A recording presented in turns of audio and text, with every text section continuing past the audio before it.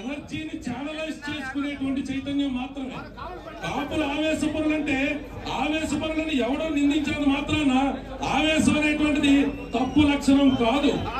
ఆవేశం అనేటువంటిది ఖచ్చితంగా తప్పు లక్షణం కాదు. ఆవేశాన్ని సద్వినియోగపరచుకోవాలా, ఆవేశాన్ని ఆలోచనలోకి తీసుకెళ్లాలా, ఆవేశాన్ని అధికారం వైపు నడిపించాలా. ఆవేశపరులు ఆవేశంగా ఉంటారు, షార్ట్ టెంపర్ గానే ఉంటారు.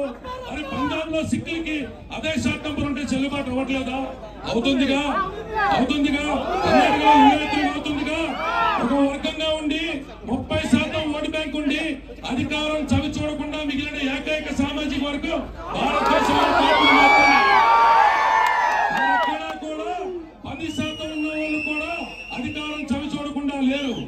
మనకి మనం కించపరచుకోవద్దు, మనకు మన అవలక్షణాల పేరిట మనకున్న అద్భుతమైన లక్షణాలను తగ్గించి చూసుకోవద్దు.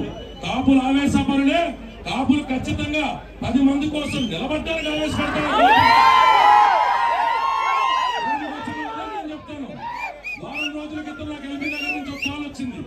నర్సాపురం నుంచి ఒక లారీ సోదరుడు, కాపు సోదరుడు ఒక చిన్న పని మీద హైదరాబాద్ వస్తే అతని లారీని ఎవరో అతని ప్రత్యర్థులు అడ్డుకున్నారు.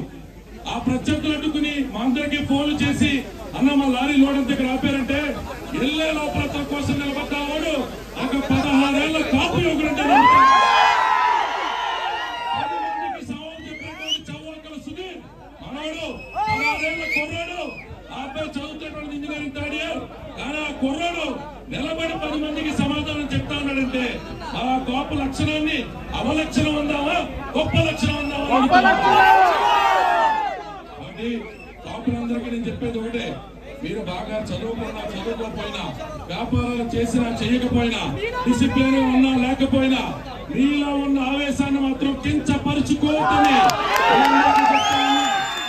చల్లార్చడానికి, ఆవేశాన్ని పక్కదో పట్టించడానికి దిక్కుమాల ప్రోగ్రాంలు చాలా పెడుతున్నారు.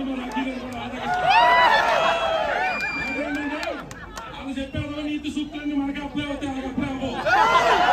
పరిమాణ సూక్తులన్నీ ఎంత కూర్చోకండి, పౌరంభ సూక్తులన్నీ ఎంత కూర్చుని మనమేది ఇంకా డిసిప్లిన్ అవ్వాలని, మనకేదో ఐక్యమత్యం లేదని అని చెప్పే దిక్కుమాల కబుర్లను ఆడదా కూర్చుకుని మనలో ఉన్న ఐక్యమత్యం లేకపోతే ఇక్కడికి వచ్చేటువంటి 10,000 మంది ఎవరైనా అడుగుతా ఉన్నాను. కాపులకి కరువైన ఐకమత్యం కాదు, కాపులకి కరువైంది డిసిప్లిన్ కాదు, కాపులకి కరువైందల్లా ఎనర్జీని ఛానలైజ్ చేసుకునేటువంటి ఒక ప్రక్రియ. అది ఆల్రెడీ ఒక మహానుభావుడు 10 సంవత్సరాల క్రితం మొదలుపెట్టారు.